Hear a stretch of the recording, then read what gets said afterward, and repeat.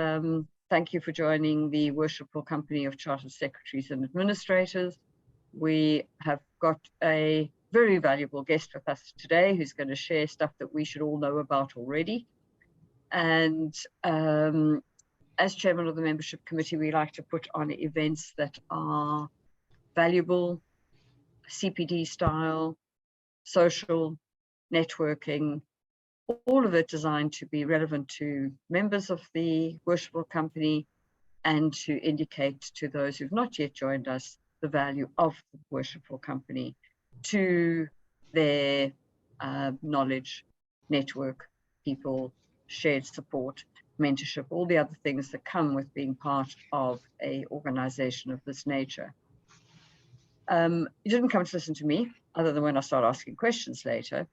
We're going to start, first of all, with a presentation by David, who has been with the FRC now for 9 years. His title is Director of Corporate Governance and Stewardship, and he has a team that are responsible for both the stewardship, the code itself, and the weights principles.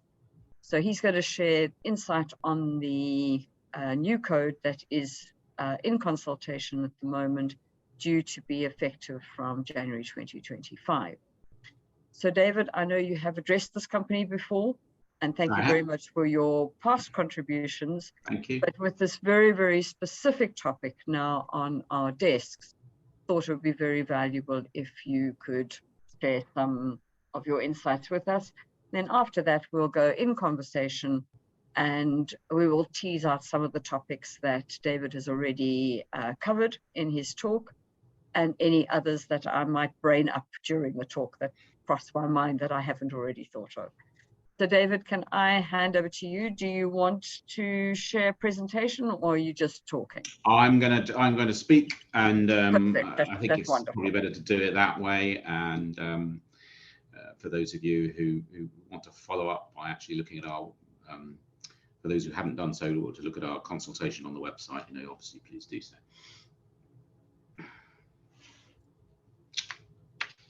Go ahead, all yours. Okay, over to me. Well, Yes. Look, thank you very much indeed, Sharon, for inviting me. As I said, I've presented to the Worshipful Company before. Very happy to continue our FRC's engagement with the Worshipful Company.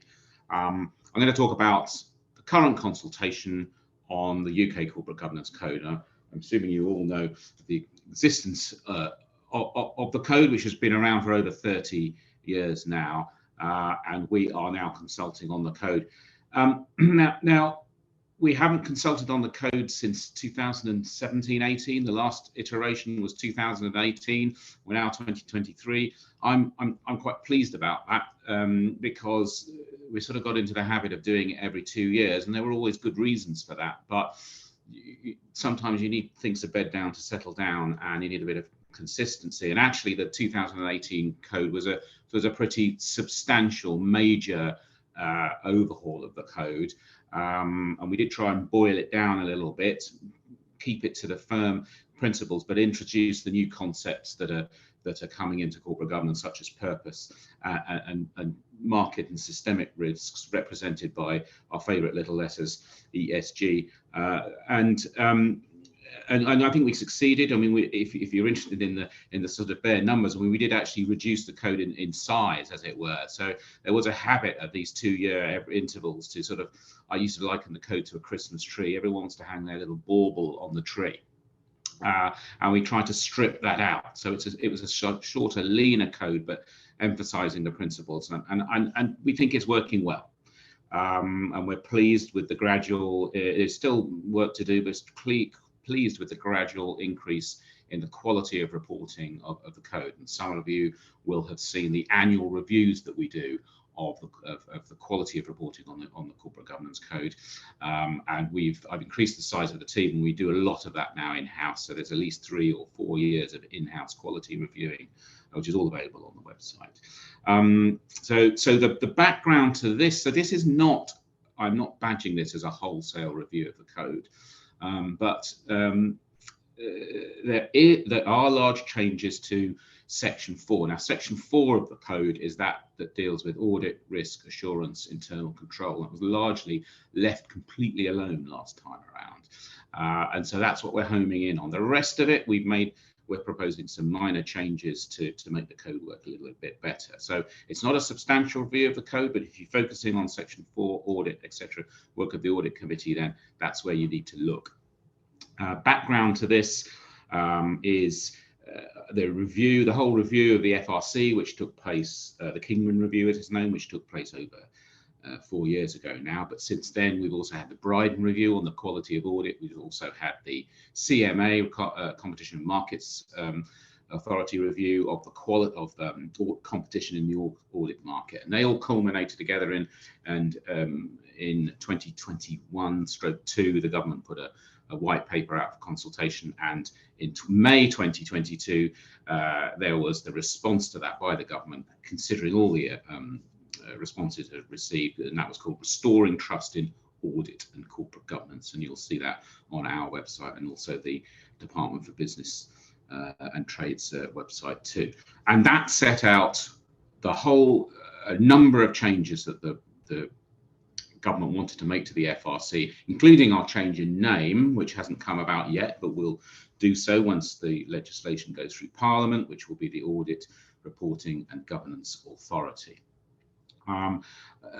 Major changes related a lot to do with our constitution and our funding, but also changes to do with the way we carry out our practices, such as in the area of corporate governance, which is what my team are responsible for.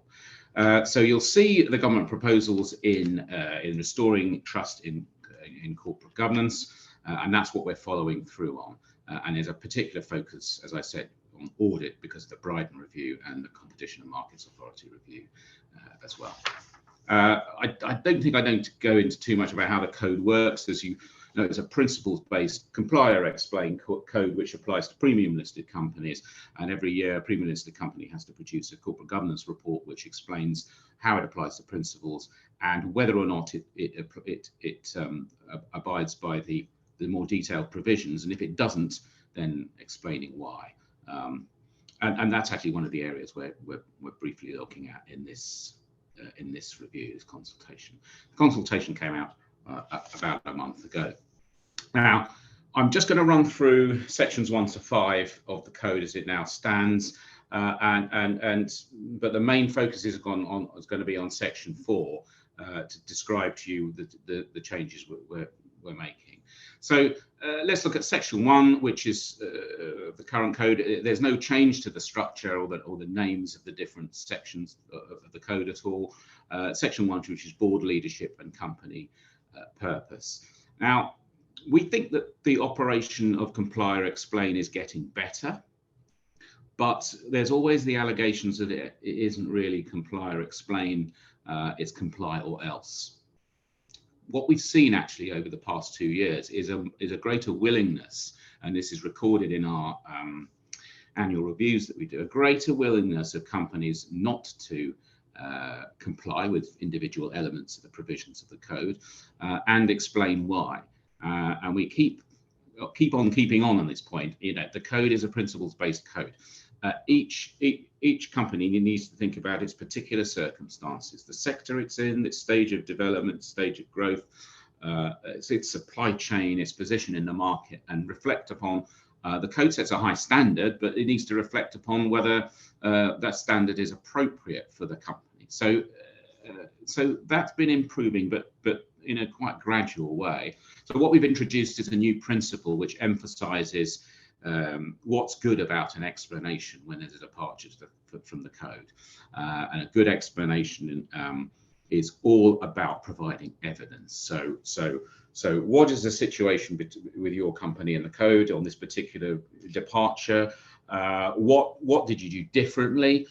How did that improve governance within the company, and what was the outcome? And so we've got actually a new principle in section 1, which attempts to improve the quality of comply or explain. I mean, the onus, of course, therefore, is also on investors and their advisors to look at that explanation and take it seriously, see whether it actually how it affects them, how it affects their approach to the governance of the company, and engage in a discussion with the company, where more particularly where there's a department marcher. And these things don't happen overnight; they happen over a period of time, and that's what we want hope to make work.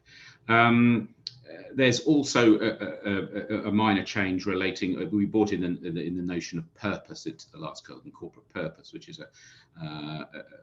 is bedding down quite well. But there's a link, obviously, between corporate purpose and environmental and social and systemic and market risks, and we want to bring that out in the nature of board decision making. So there's some suggestions there, and I emphasise, sorry, at this point, a general point, that this is a consultation. We're not coming at this with the idea that we know all the answers. Particularly when I get to section 4, you'll see there are some things that we genuinely want to hear people's views on, because there's different ways that we can approach this. So it's a genuine consultation. We've actually asked more questions in this consultation than we did in the more substantial review that we did 5 years ago, and that's because there's some technical things that we want to hear from experts. Now, section 2 of the code is what we call the division of responsibilities, and that's the division of responsibility between the board and the board committees and the responsibilities of the directors. There has been an issue bubbling around for a number of years now about overboarding, and whether directors have the sufficient resources and time to devote to their work, particularly if they're on the board of obviously a large FTSE company. So we don't want to set limits. That's not what the code's about. We're not saying you can only have 3 board positions or whatever. That's not the way we go about things, and we don't want to do it that way. We know that some people do, but we're not going to. But we do think this is an area for better disclosure, and what we're suggesting is that the company disclose all directors' other significant appointments in the annual report, and make a statement that they consider that the directors have sufficient time and resource to devote to the company. Now, of course, you've got to consider that across the board. You may only have 2 board positions, but of course, if one goes into a little bit of crisis, then that's obviously going to increase the amount of time you need to spend, and you can't make those judgments in advance. But if you've got 6 board positions and that happens, then clearly there's much more of a chance that you won't be able to devote the time and resources you need to. So we're asking for some more improved quality disclosure in this area. There's also a reference to board performance reviews, which is the new name for them, as opposed to board evaluations or board appraisals. So board performance reviews, and I think the board performance review we're proposing should also take into account that point I've made about resources and time, and the fact that directors have that resource in order to carry out their functions properly. So there's some new proposals for disclosure there. Section 3. Now, section 3 is called composition, succession and evaluation. That's largely speaking the work of the chair and the work of the nomination committee. We've made some suggestions here around diversity and inclusion. That's largely because we regard diversity as inclusion as extremely important, but it's also necessary that we see all of this in the round. And we don't see it as a list of tick box diversity provisions to be filled in. We want to know about the way that the board, we want to know that there's constructive challenge in the boardroom, and that, of course, and not groupthink, and that's going to be helped by diversity, but not by ticking a box. And so there are some proposals there to explain how diversity is being taken into account in the round, in particular in the succession planning process for the board, because that's extremely important for executive positions, and informing all the appointment processes as well. As I said, it's not a question of having a list. It's a question of considering this properly when it comes to diversity and constructive challenge. So I almost finally get to section 4, audit, risk and internal control, and the role of the audit committee. And I'll spend a bit more time on this. Now, we're thinking here about the role of the audit committee, the external audit, the new proposal for an audit and assurance policy, which is a regulatory proposal, but it needs to be considered in the code as well, and matters related to ESG, in particular to do with the ability of not just the audit committee, but the board to have assurance over the various ESG factors that they have to take into account. So some of you will know that there is a new audit committee standard that was published by the FRC, and that largely is drawn from the existing code. So we've been able to delete some of the material that's in the code because the standard is now effectively a regulation, and so we ask for acknowledgement that the board is following the audit committee standard. The audit and assurance policy, which I'll come on to just a little bit later, that's a new, it hasn't been put in place yet, but it is now, it will be in secondary legislation.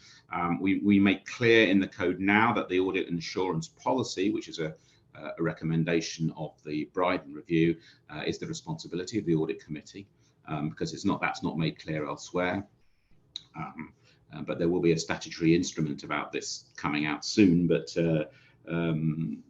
it's the code's job to make sure that someone has responsibility for that, and that clearly lies with the audit committee. And then, as I said, ESG matters, proposals which give the audit committee's responsibility for monitoring the narrative reporting around ESG, as well as the financial statements. Now you can have a debate about whether you have your financial statements, you have your narrative reporting. They're both equally important, but in a lot of the narrative reporting is called non-financial reporting. Well, actually, it may well not be non-financial reporting. It may have material financial effects. So that's extremely important as well.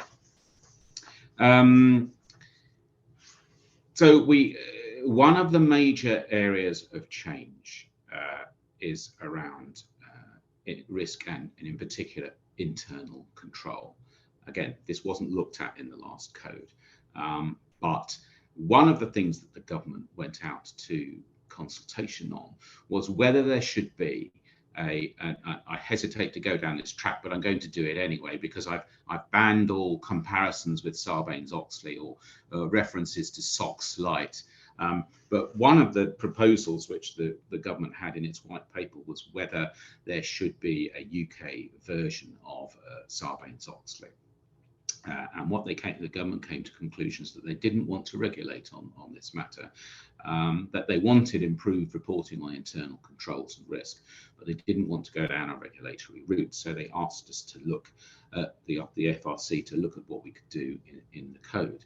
So I don't like making the comparisons. It's apples and pears really.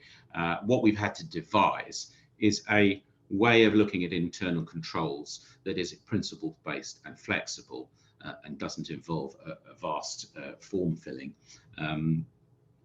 which you're expected to do in other jurisdictions.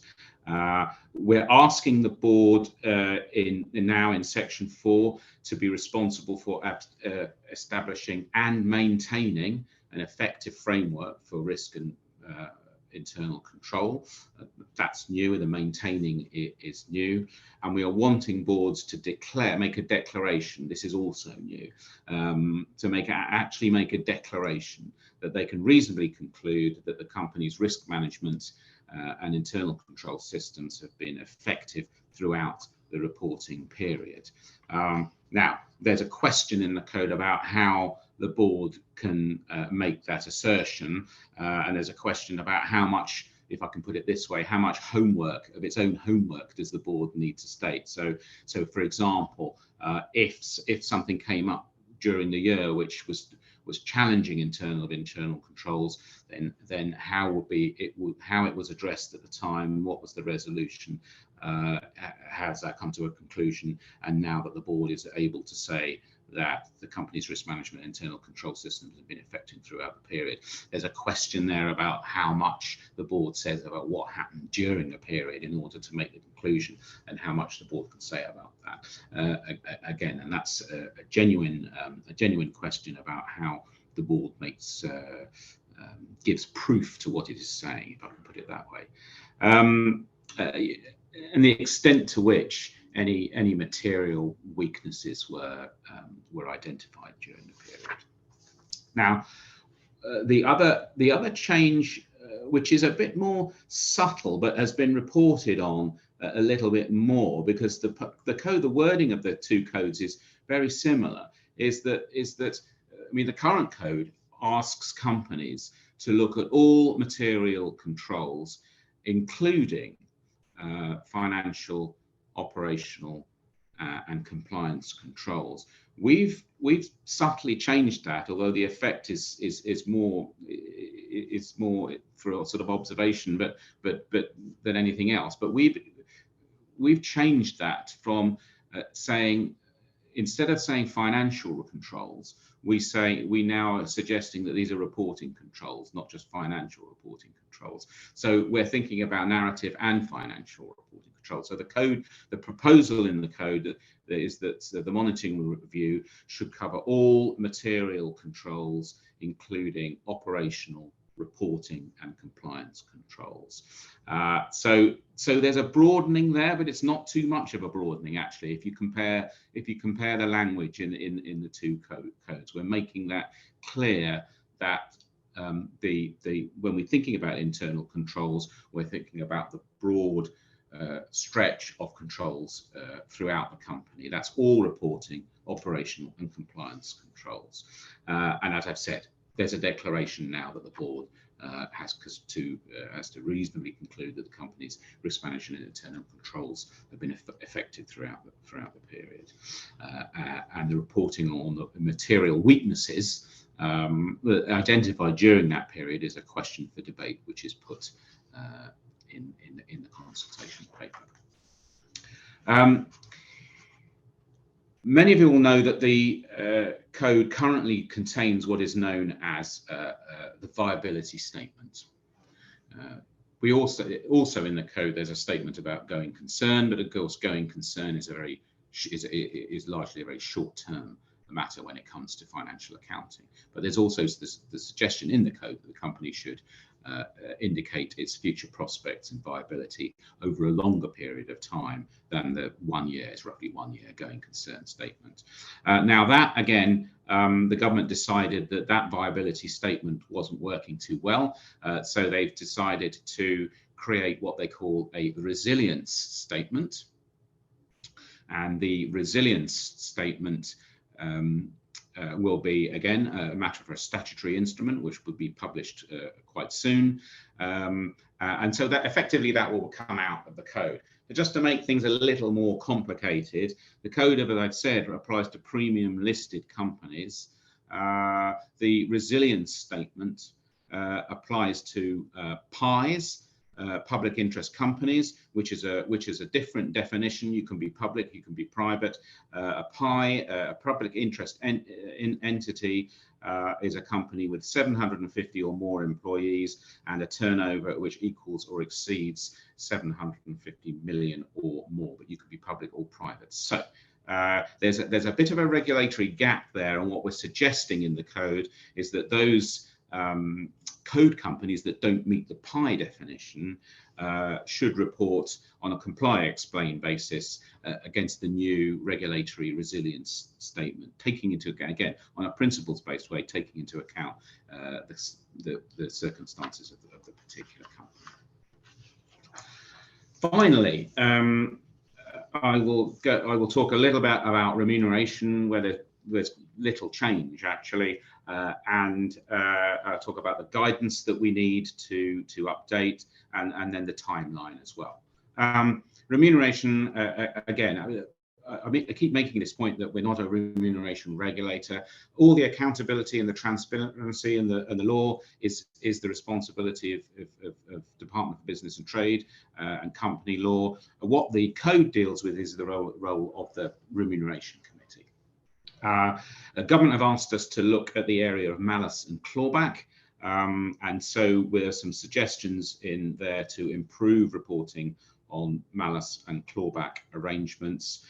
So, you know, in cases where remuneration is withheld or is withheld or recovered through misconduct or misstatement or other failings. It doesn't happen very often, but what we're asking is to say what malice and clawback provisions are there in directors' remuneration agreements and whether they've been used or not. Other changes, we've actually stripped out some of the reporting in this area because it duplicates the reporting which is in the current secondary legislation on directors' remuneration. But we have asked for better links when it comes to performance, board performance, the link between board performance and board pay, particularly when it comes to ESG objectives. This is an area which is of growing interest. That's all on, I'm pleased to say, on remuneration. There's a lot of guidance that goes with the code. There's the guidance on board effectiveness. There's the guidance on audit committees. There's a guidance on risk management, internal control, etc., etc. That's all quite old. And all needs to be made more coherent and put together. And so when we've updated the code, we'll also be, we didn't publish the guidance at the same time as the consultation, largely because a lot of the guidance will be informed by the responses that we get to the consultation. But as I said, we want to amalgamate that guidance. We make to make it much more user friendly. I mean, ideally, I'd like a code where you had links. So where you hover over certain passages in the code, it will take you directly to the guidance that we already have. We're not going to issue that. When we issue the code, we'll issue the guidance as well. We're not going to issue the guidance blind. We're not going to have another consultation on it, but we will have some round tables on the guidance. And I'm sure that if we wanted to do something with a virtual company, we could talk about the guidance as well. In all honesty, dealing with the guidance is as big a job as dealing with the changes to the code, actually. Timeline. Sharon has already referred to some of this. We've given an extra long consultation period because we're in the middle of AGM, or we were in the middle of AGM season, and there are already too many consultations about. So the consultation will close in mid-September. We hope to publish the final code and the guidance in December this year, but it might, depending on what issues we come across, it might drift over into early next year. But companies won't be expected to report on the new code until 2025. So that gives a very long, and it's all, as you all know, it's backdated reporting. So that gives a long lead-in period for companies to think about how they report on the code as well.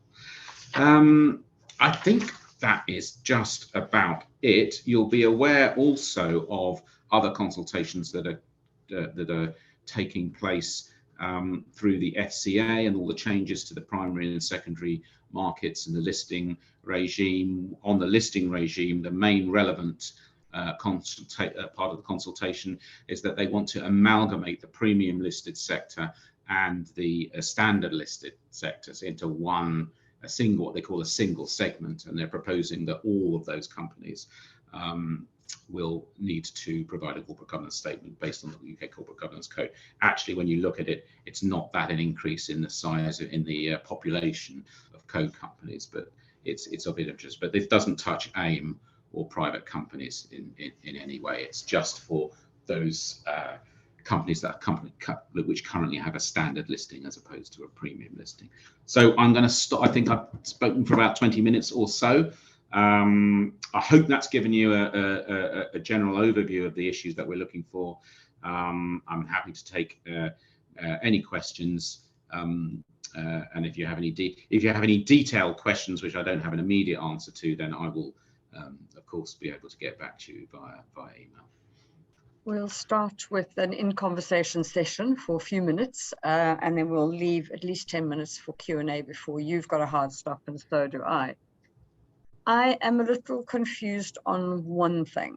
Mm-hmm. We talked about public interest entities. We talked about changes in the listing rules. We talked about premium listed companies. Who will the new code impact? The new code will impact premium listed companies. Now, so there won't be any change in that population. So there are two other it isn't straightforward, and there are two other things to take into account. The code currently covers the premium listed sector.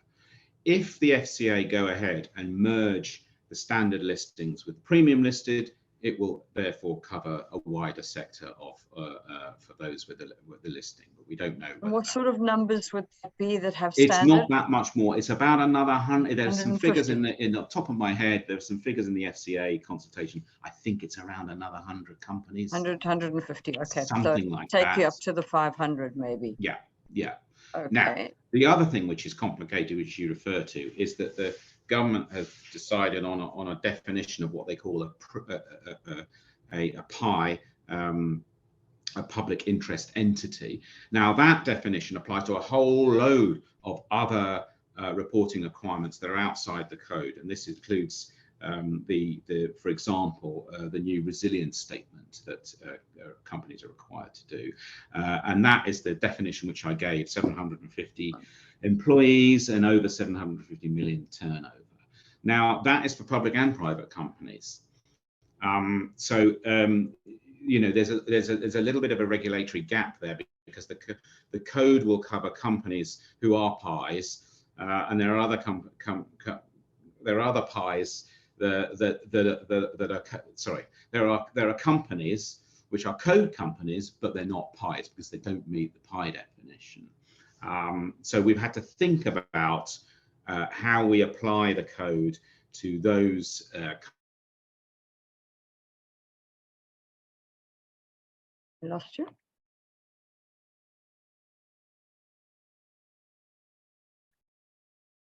Awful when this happens, which we can do from time to time. Hopefully David will come back to us in a moment. Strange crossover between what we... Whoops. Now we've lost him completely, so hopefully he'll be back with us in a moment. Okay. There you are, David. You're back. I can see you now.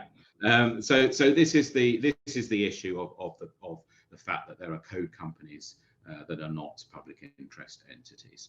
Therefore, they don't have to provide a resilience statement. But if we drop the viability statement completely out of the code, then they wouldn't be reporting on their viability or the resilience at all. So we need a method to get code companies that are not PIs to report on their resilience. And what we're suggesting is that they use the statutory instrument, but they do it in a comply or explain fashion according to the code. So there was a comment made in a discussion I had outside of this group, where they were saying that the code will now apply in its entirety to large companies by whatever mechanism that is going to be defined. Now, the way you're describing it to us, it's not. It's still premium listed. We haven't gone broader. It's on the basis of the code. The application of the code is on your listing. Perfect. Okay. Yeah. Understood. And thank you for the clarification on that. The companies that are standard listing and PIs that are now going to get drawn into some of the reporting requirements to a degree or another, what's their journey that you would be recommending them to address over the next 18 months to make sure that they don't suddenly wake up in December 24 and think, oh, we should have done something by now? Well, I think there's two things there. I mean, one, we're not going to leave companies high and dry. Once the codes, we in addition to the public consultation, we've got roundtables such as, we've got speaking engagements and roundtables such as this, and we've been doing them right from the publication. Well, we'll be going right through the summer with them as well. So we want to make as many companies aware of what's going on. Then we have the issue of the guidance, and we'll be having roundtables of that. And then once we put the code in place, we will have a very large program of strategic communications to spread the message. In terms of these companies which are code companies but not pies, but also need to think about how they report on their resilience. I think they're already reporting on their viability as it's set out in the code. What they need to do is look at the difference between how they're reporting now on their viability and how they might report or might wish to report on their resilience, which is going to be set out in the statutory instrument. Now that's going to involve, you know, an uplift in how they report. But remember, what I said is that we in the code is principle based, so they have to think about their particular circumstances, and that's the journey that they've got to go on over the next 18 months. You know, what is it that's required over and above this viability statement in the resilience statement, and how are they going to do that on a principles-based basis, taking into account their particular circumstances? And you know, the company secretary is one of the people who's at a linchpin between the different elements of the company, who's going to have to draw all of that together. You talked a lot about purpose and making greater definition of purpose and its link to ESG. Can you elaborate a bit more on that? What is your thinking? What you're trying to achieve? What have investors advised you that they're wanting to have achieved? Yeah, I mean, you know, it's quite interesting when you look at the quality of reporting here. Those companies that report well on their purpose also tend to report well on their strategy and their business model, and how this is linked to overall company performance, and also how it's linked to directors' remuneration as well. And I think there's a common thread through there. I mean, investors clearly want to know more, but it's not a question for us at the FRC to just generally wanting to know more. You know, investors have to sort of tailor their engagement to the nature of the company and the investment in the company. So, for example, if you look at the stewardship code, sorry, and I'll just do a little diversion here. We're the only jurisdiction in the world which has a stewardship code which investors have to apply to and then actually get admitted to it on a yearly basis.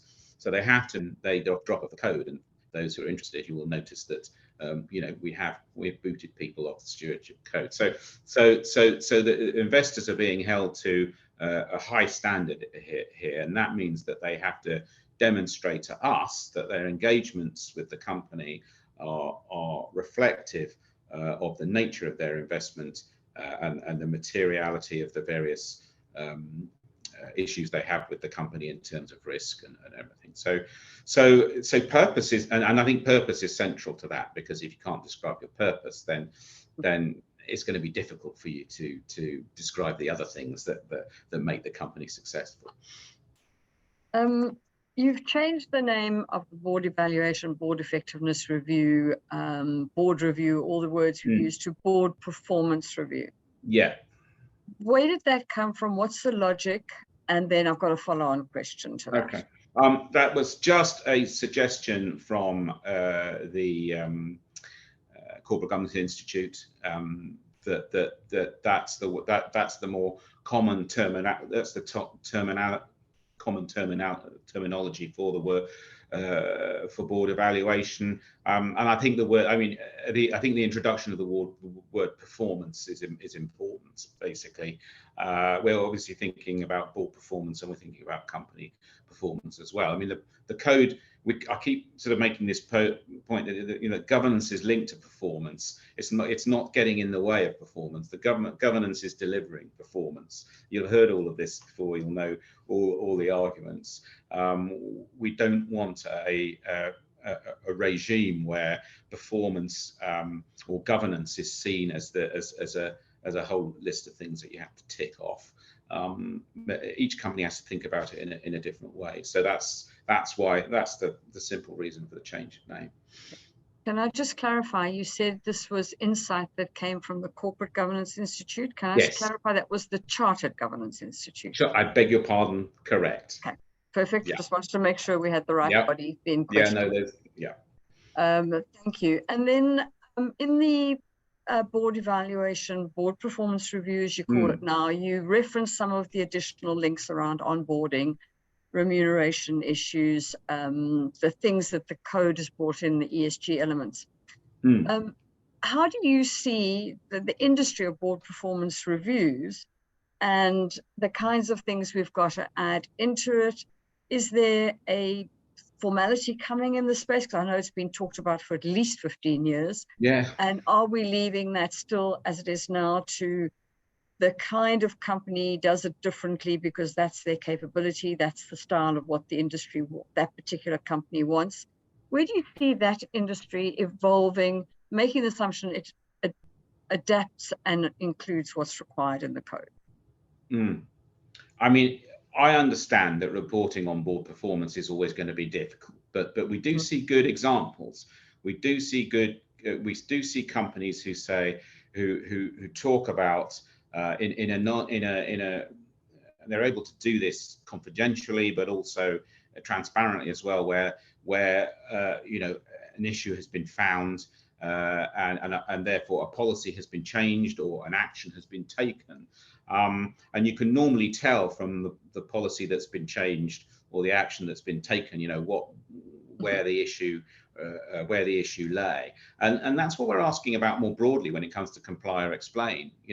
What action was taken? What was the beneficial outcome for the company in terms of its particular circumstances? But I'm not wishing to undermine the difficulty of reporting on board performance. I do understand it. But there are ways that you can do it that make it evident that that it's taken seriously, and that this results partly from some of the changes we made to the code last time round, where it is an external review simply board members filling in a consultation, or is it actually involve meetings with board members, observance of board meetings, and that kind of thing? I mean, that to us is what comes with a quality external review, not simply some box ticking exercise. Yeah, getting under the skin of the issues. Yeah. There was one thing you talked about a moment ago where you talked about the looking backwards, that the areas had been effective throughout the year, and then you qualified how difficult that might be. The alarm bell that went off for me as you started that conversation was, if we launder companies' dirty washing, you are going to create the inevitable. You're going to create damage, not progress. A moment ago, you made reference to, you talk about the future, which therefore means you can make an assumption about the why without laundering the dirty washing. So I was just hopeful that you're not expecting in the transparency to create harm risk to the company. No, that's not it. The reverse is the case. What we're trying to do is improve market confidence. So I understand completely that there's a grey area in here, and there's we're not demanding the laundering of dirty washing. What we're saying is that if to give the market confidence, if you can stretch to saying X was found during the year and Y was done about it, and the outcome has been Z, then actually what you're doing is making a statement that you are if I can put it this way, you know, on the case when it comes to these kind of things, and that your policies and your processes are actually working. And so that's why you've asked a question, because, you know, we could have left it alone and said, look, the board declaration on internal controls, you know, will be made on, depending on your financial year, and, you know, on the 31st of December or 31st of November. And as at this point, you know, everything was okay. And you could say nothing else at all. And that's not transparent at all. It's not as good authentic as we want it to be. So that's what there are questions in there. So how do we give investors and other stakeholders confidence, you know, without having to, you know, without having to open up about absolutely everything? Yeah, I agree. Now, I could carry on asking you questions for another hour, but you've got a hard stop, so do I. And I know there's some urgent people who would love to get some questions in as well. So if people could use the hands up function, please, and I'll take them in order of the hands up occurring. And we will be making a hard stop at about 27 minutes past. Right, we've got one that's come up in the chat. Yes, no problem, Quibus. I know you are, it's your message that's saying you've had to run.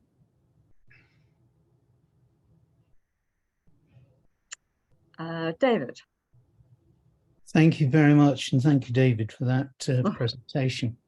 You've mentioned companies talking or reporting on their purpose and their strategy. Do you envisage a time where companies might be asked to report on their values and the extent to which they are putting them into practice? Or do you see that as being implicit with the purpose? Yeah, I think that's implicit. So when I don't like to define these things too hard, you know, too much detail, but some of you remember that we issued a report about company culture, 2015 it was actually, and we've updated that on the website. And we don't, you know, culture's not the easiest thing to define, but in that report we define it as an amalgam of values, attitudes, and behaviors. So you start with the value, which develops attitudes in terms of service delivery and in terms of mindset in all of the company, and those are manifested in the actual behaviors of the company as a whole, as it relates to its investors and a wide range of stakeholders. So values, attitudes, and behaviors. And if you're describing your culture, we would expect that to include those elements. And I think we set that out quite clearly in the report and in the board effectiveness guidance as well. While we wait for another question, just one from my side.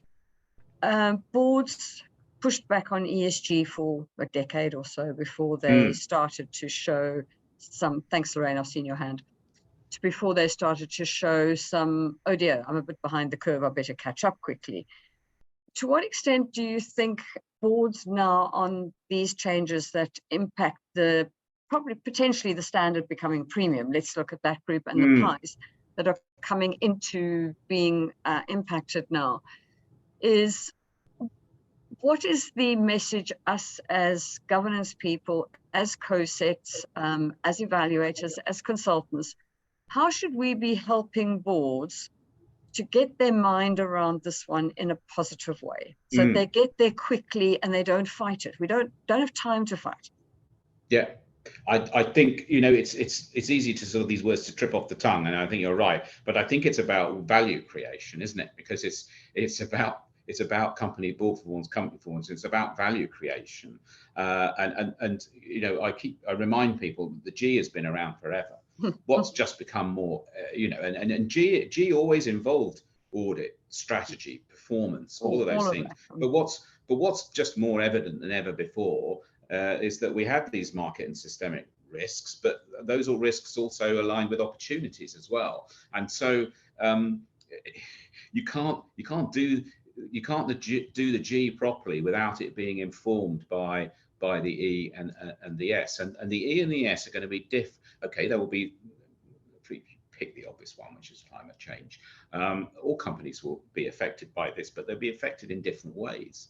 And the thing is, there's money, if I put it bluntly, you know, there's money to be made there as well. So yes, I mean, that's the way I think that boards and their advisors need to think about it, not about the weight of risk, which I don't deny there is, that absolutely don't deny, but thinking about it in terms of what opportunities there are and what value can be created as well.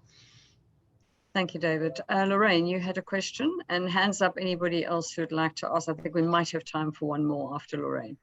Okay, so there's been some sort of discussion recently about the length of reporting and how much companies have to report on, and obviously the code and governance reporting is only a small part of that, and there's a lot else. What's your gut feel on the changes to the code? You know, is that going to increase the reporting that companies have to do in terms of volume, or do you think overall with the changes it will be about the same? I think it will be about the same. For the code, it will be about the same, because we're losing the need to report on what the audit committee does, not what it does, but the standards it makes, because the audit committee standards been created. We've concentrated the remuneration reporting, because there was overlap there with the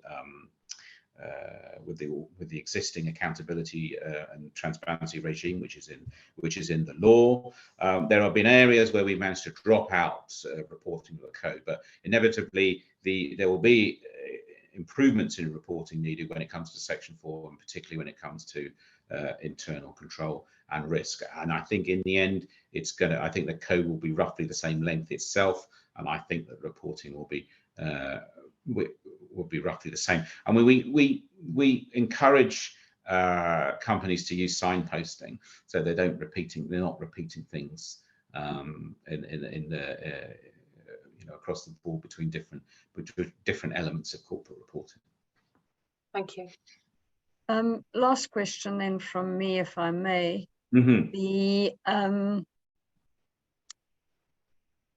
Now, of course, I've forgotten what I wanted to say. Risk.